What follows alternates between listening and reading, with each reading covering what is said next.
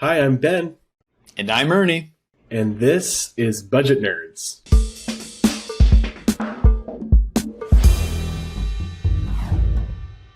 What was all in your mind? You are not alone. No, you are not. And today, we're going to talk about something very exciting. The 6 habits of successful YNABers. Yeah, this is like... Okay, it could get a little confusing, Ernie, because we have 4 rules, right? And now we have 6 habits. You got to have like a number in there because people like to click on lists, right? But this is like something on top of the rules. It's not as sacred as the 4 rules, but just from teaching people and talking to people about budgeting, we've kind of identified 6 things that people do that make them really successful. Like people that are successful budgeters do these 6 things. So that's kind of the idea. And these could be non-YNABers as well. Yeah, totally. Right. Yeah, even if you're budgeting at all, even if you're not using YNAB, I think these things definitely apply. So, and a lot of them have to do with the rules. They're related to it, but it's almost like taking those rules and putting them into action. So, let's stop fuddy-duddying around. Let's talk about what these actually are. So the first one is enter money when it arrives. Let's talk about that a little bit. Yeah, I mean, it's new money that drives the whole budget, right? Mm-hmm. And so as soon as you receive that income, get that paycheck, whatever kind of inflow is coming in, let's get that into the budget. Yeah.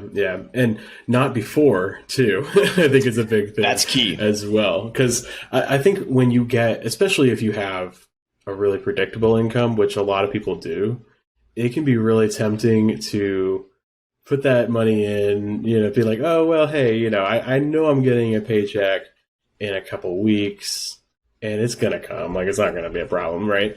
Go ahead and put that in. And it's totally innocent, really. It's like, why not? But I think there's almost like a brain hack kind of thing that happens when you only work with the money that you have. And you can really trust your budget because you're actually looking at real dollars you have in the bank. Yeah. Rather than having to do this calculation of like, well, I have $300 for groceries, but some of that money is going to be in my next paycheck, so I might have to kind of wait. You just have certainty if you just look at it and say, I know I have that money in the bank. So Not before, but not after either, too.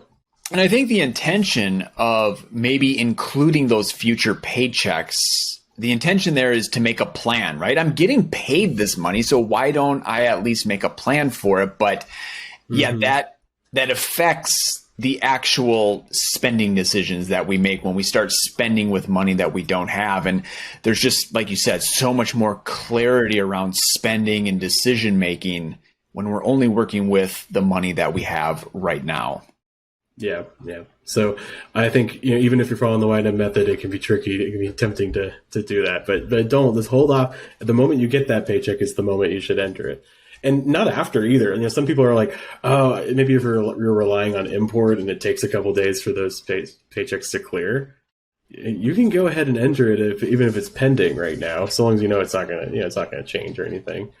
And when it does import later, it'll match up, so you don't have to worry about duplicates. And you can go ahead and start assigning that money right away. And I think that's a good thing because if you wait too long, you might start to kind of spend that money in your head, before you actually put it on paper. So, well, this is something that I'm always stressing in the workshops, right? I mean, getting money is probably the funnest part of managing finances, right? And so you're all excited, you open up YNAB, you have your account connected to your bank, and your paycheck isn't there. It's not showing up as available to import. You're like, no, I wanted to budget. I want to do the thing. Right, yeah. Enter it yourself, right? Just get that new money into the system. Love it. The next habit is kind of related. That habit is to assign to zero. So as soon as you do get that paycheck, go ahead and give those dollars a job. Follow Rule 1 right away. And why is that, Ernie? Like, why is it important not to just like leave it and ready to assign and let it hang out for a while? Because you need that plan. You need to tell that money exactly what it needs to do for you between now and the next time money arrives. So that just ensures that you are aligning your money with your priorities, right? If you don't do anything, don't make any kind of plan, it's just sitting up there and ready to assign, well, then a little bit goes here, a little bit goes there. And before you know it, you're out of money, or, I don't know, you're short on a particular bill. Yeah. You need that plan. And I think really related to this, there's a temptation a lot of folks have to leave some money in ready to assign and not allocate it because they feel like, oh, well, I want a little wiggle room in case something happens, right? And I think there's room for that to a point. Like you might even have a category for like stuff I forgot or something like that. Yep. But just leaving it in ready to assign, you're not really following rule one because you haven't given every dollar a job. And it's really tempting to do that because when you're prioritizing, when you're deciding, okay, this category needs money before this category, right? When you're doing that prioritization process, it's easy at first because it's obvious you got to pay the electric bill that's due tomorrow, right? That's easy. And then, it's easy. I got to put some money aside for the mortgage, But then it starts to get really hard the closer you get to zero, And it can be really tempting to just kind of peace out when it starts to get tricky to make those decisions and just stop and don't finish assigning the money. But that is when that's when your priorities really start to come out because the decisions are really hard then. And so you realize what you value over other things. That's a good point. It's almost like we're forcing people to, or I shouldn't say the method is forcing people to get uncomfortable with their money, right? Yeah. Because when you do, it gets down to the bottom. You're like, oh, I actually have to make some really tough decisions here, or maybe I have to talk with my partner about what to do with this money. We don't always, we kind of want to avoid those situations sometimes, but it forces us to deal with that uncomfortableness. And I think something that helps is to remember rule 3. Remember that you can change your budget. We're going to talk about this a little bit soon, but you're not making any permanent decisions until you actually spend that money. You're always free to change your plan. So I think knowing that kind of takes the pressure off a little bit because you can put the money into a category and knowing, hey, if something does change, I can change my mind later and I can change the plan. So go ahead and do it just to get that exercise. And also to be sure that you don't waste that money on random stuff that you are just making decisions on in the moment. Because we all know that's when we would start to make decisions that don't align with our priorities, I think. And if it is wiggle room that you're looking for or a little bit of extra security, we'll just create that category. I'm not sure if you mentioned that already, Ben, but create that category, assign that money there. And then, with rule 3, you can always change it if something, comes up. Yeah. It also helps you weigh the trade. Man, there's so much here, Ernie.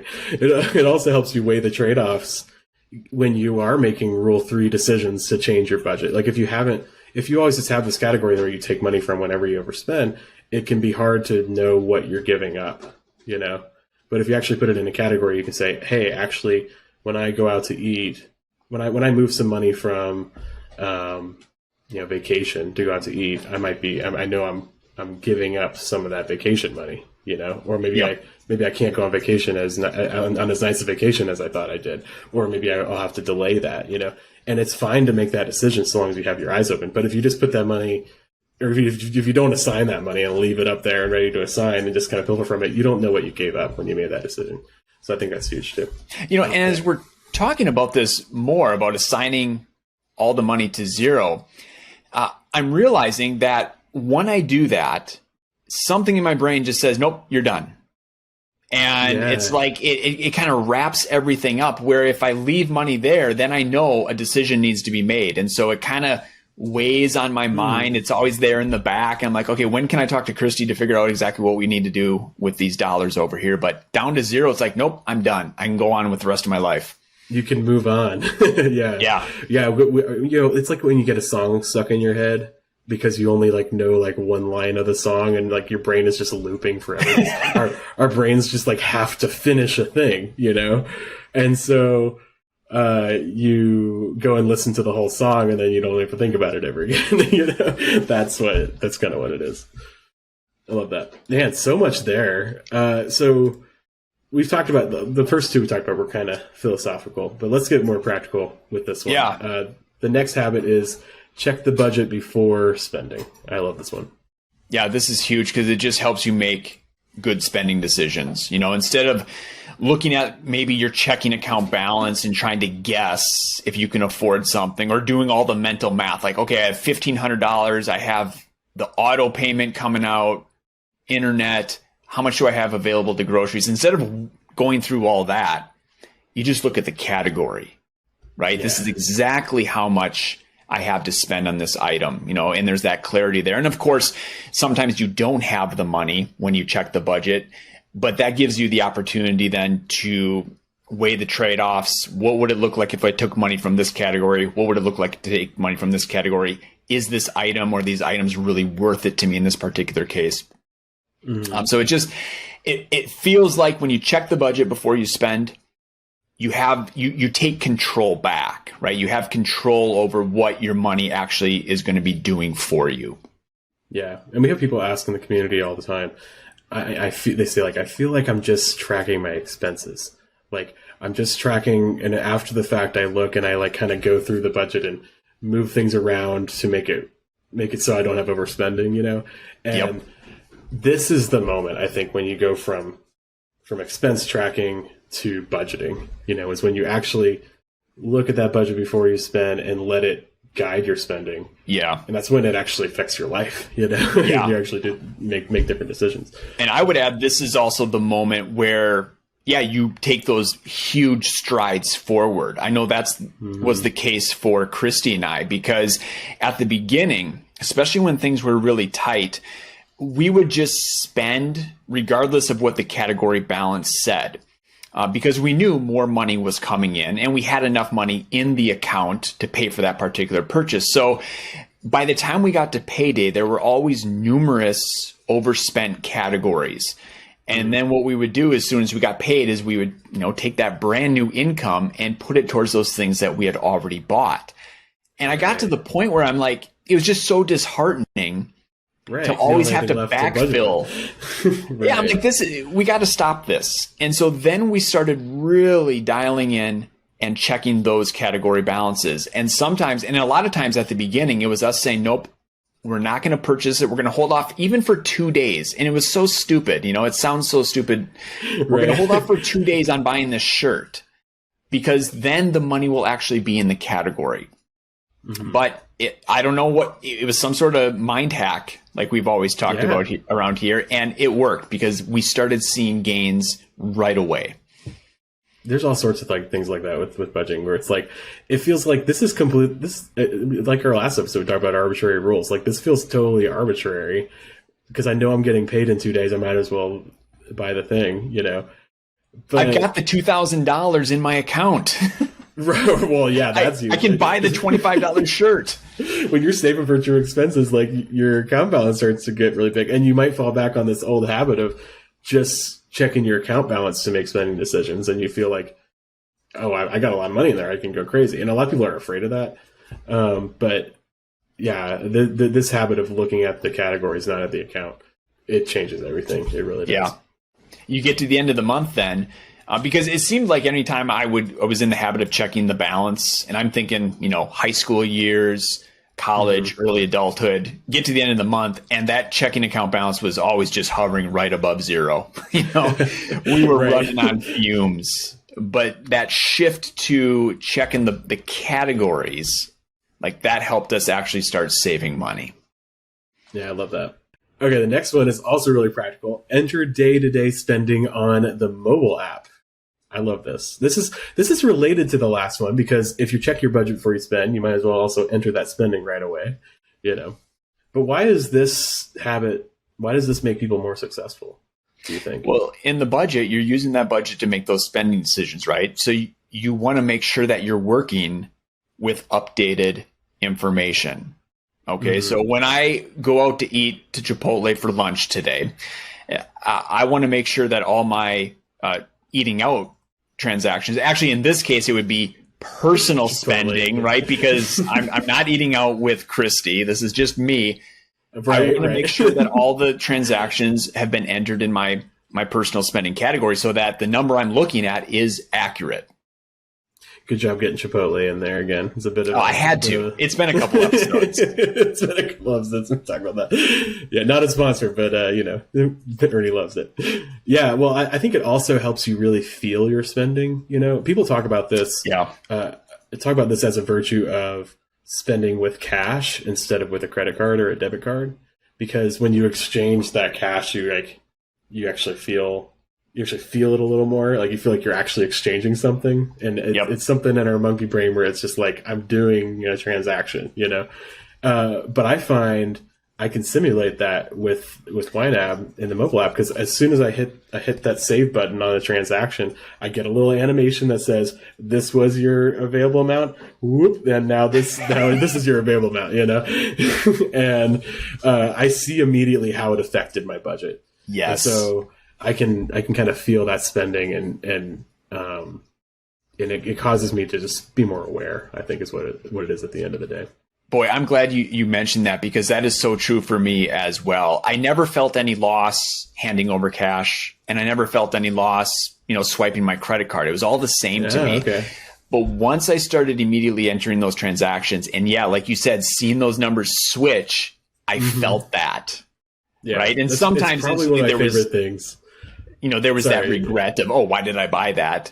But it was the awareness piece of, okay, here's where I'm at now moving forward, and it changes my decisions from this point on.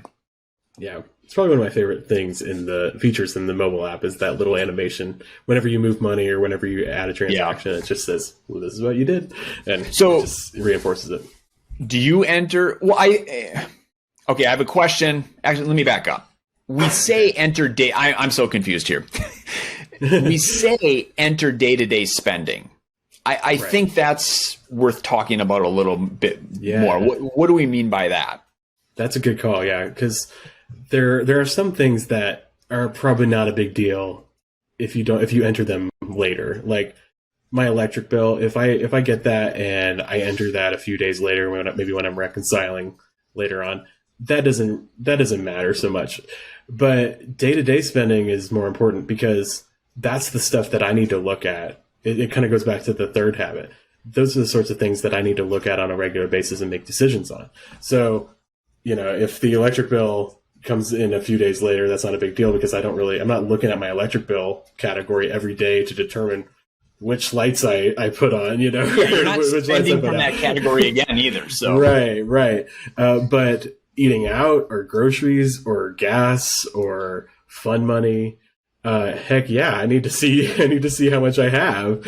And if you don't enter that spending and you give it a few days, you might make decisions based on false information, because there's that pending transaction that's going to come and hit you in the back of the head later on. So it keeps you more up to date, and it makes things better. So I think it might be really daunting for some people to be like, oh, I got to enter all my transactions every single time it hits.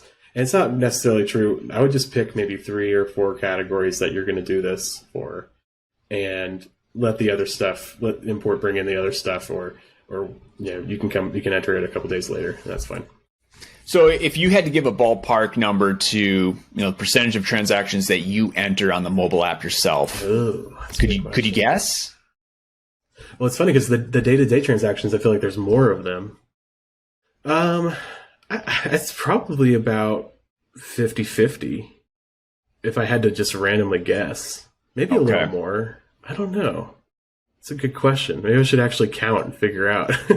Well, although I will say, I also reconcile every day. And when I reconcile, I enter pending transactions. So when they import, I see a lot of link icons, which I like that a lot.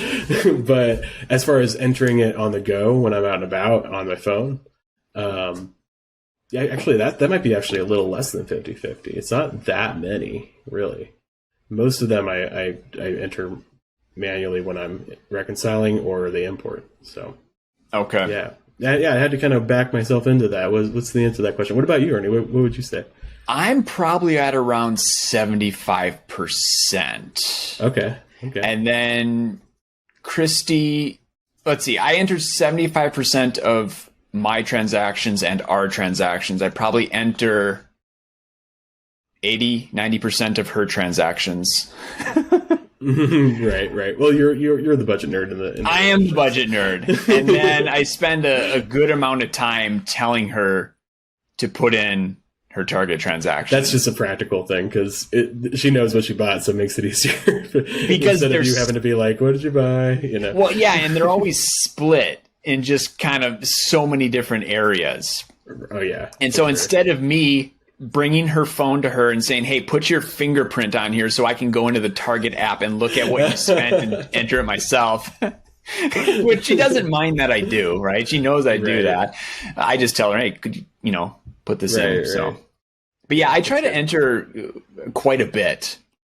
Yeah, I think I could be better about this, even with day-to-day spending. Sometimes I'll let it go, but I think sometimes I'm prone to let it go because I know the next morning I'm going to enter it on the web app. Okay. But like I said, there's something about feeling it in the moment, right when you spend the money, that's really powerful. So. Okay, and I think this is also, and then we can move on to the next habit here. I think it's also worth talking about when you do this. Like, how did you figure out this is when I'm going to enter those transactions, or how did you actually work it in? Because I think a lot of people, when they think about entering that day-to-day spending, they're like, "Oh, it's just one more thing that I have to do. I don't think it's going to work." What would you say to that? I think it's helpful if you can kind of tie it to another habit. So for me, when I pull my wallet out of my back pocket at a register, I pull my phone out too, and and I'm like ready, and by the time like the payment goes through, I've already gotten it entered, So like there's a trigger between like pulling my wallet out and pulling my YNAB app up, Okay. And there's all sorts of ways to there's all sorts of tips and tricks we can talk about making it fast to put that stuff in. Other people I've talked to do it like when they sit down in the car, like if they're out shopping and they like put the key in the ignition. That's the moment to, hey, pull it out and put in the spending you just did. So like try to tie it to something you're already doing. I think that could help. Yeah, to help me, I've set up alerts with my banks so that anytime there's spending over $1, I get a text message. Nice. And I hate having notifications on my phone. So I'll get home and I'll have all these text notifications from my bank, after an afternoon of errands. And then that's my cue, once I clear those texts, to open up YNAB and enter the transactions. There you go. I like that. Yeah. So find a way to notify yourself or tie it to another habit. I think that's really helpful. Cool. Well, we've kind of touched on the next one.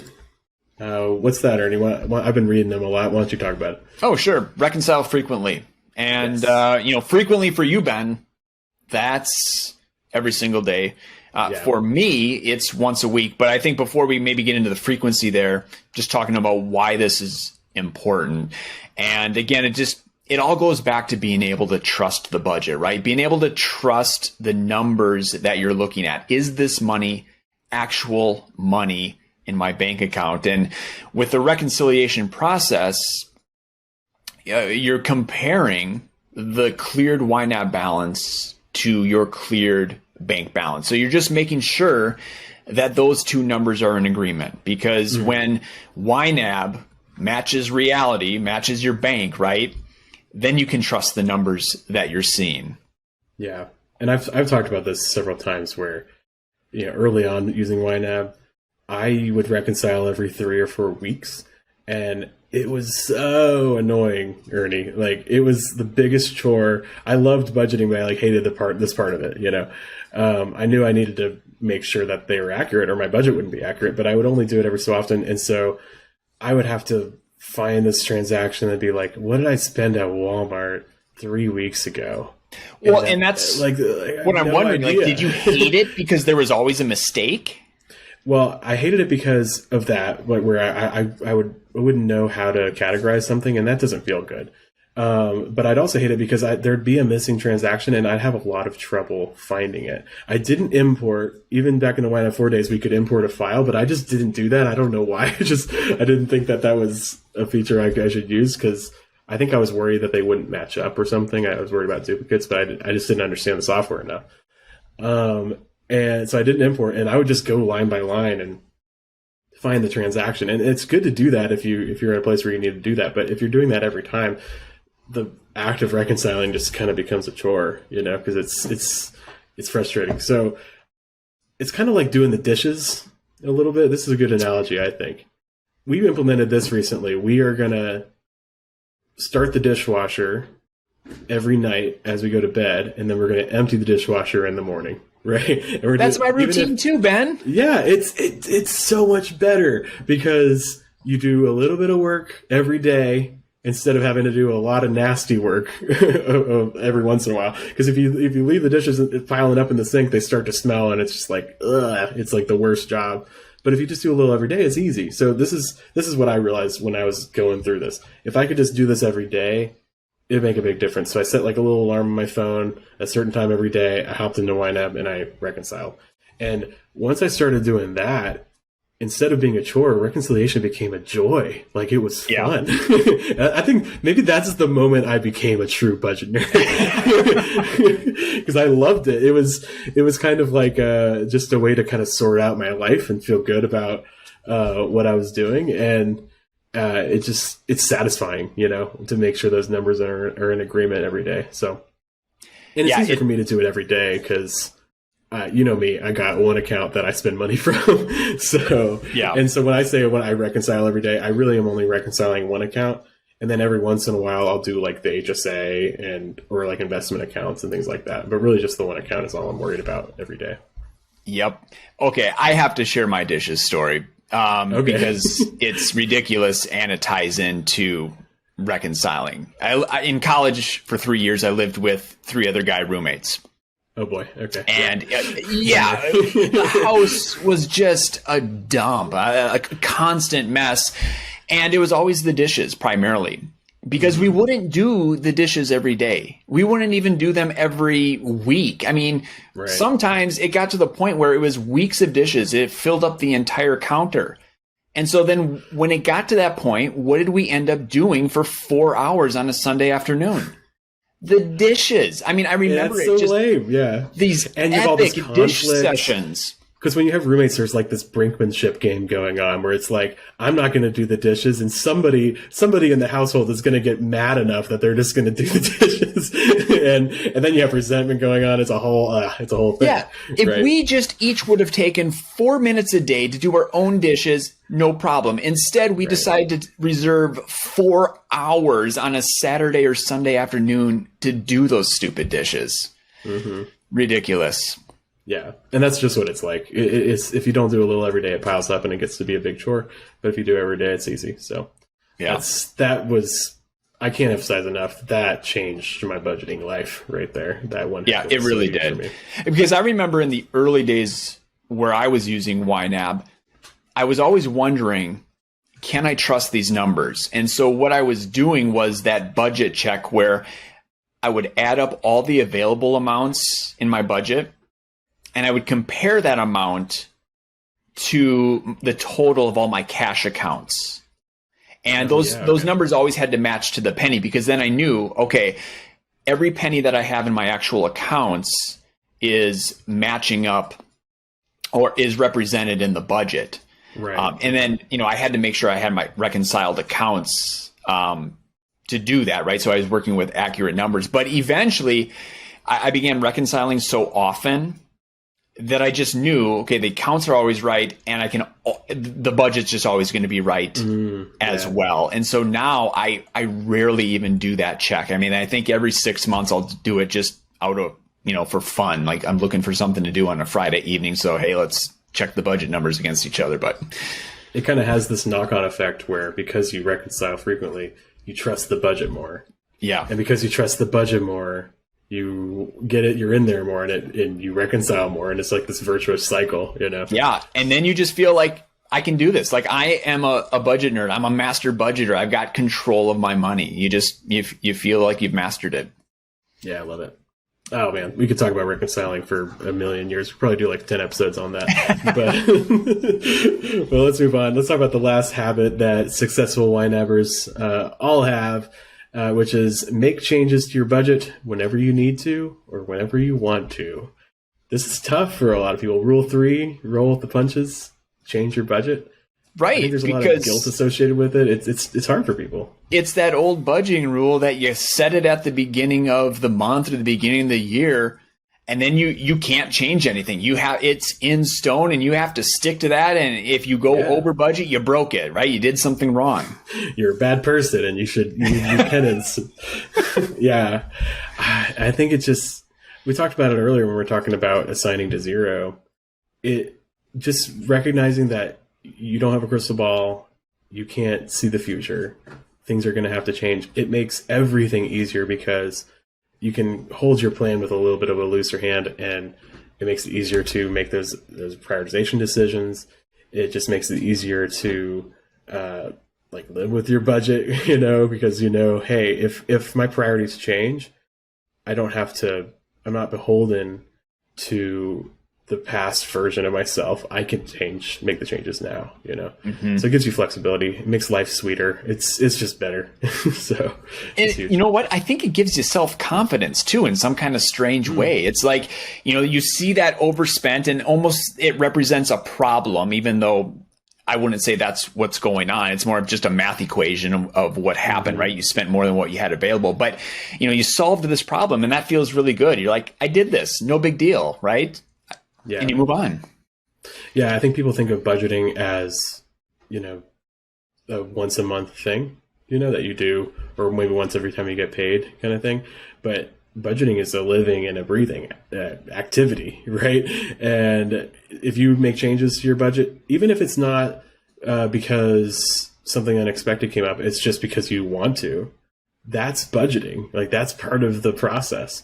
And so it's okay. And I think if you're not, I think it's going to be very hard to be successful at budgeting if you're too rigid, because your budget's going to break. You're going to feel bad about it, and you're going to have this cycle of making yourself feel guilty and making yourself feel bad. And then you're just going to want to throw budgeting aside because it's just a thing that makes you feel bad. But if you can get past that and recognize I can make changes if I want to, and it's okay, it actually becomes this positive feedback loop instead of this negative one. I mean, I've been using YNAB for 6 or 7 years now, and I still, on a regular basis, there's overspending in the budget. I mean, just last month, as we're getting ready for a new school year, I think we overspent the school budget category probably 6 or 8 times. Had to it's pretty easy to do. For sure. Yeah, I've used YNAB for I think it's 8 years now, and there's not been a single month where I haven't had some overspending.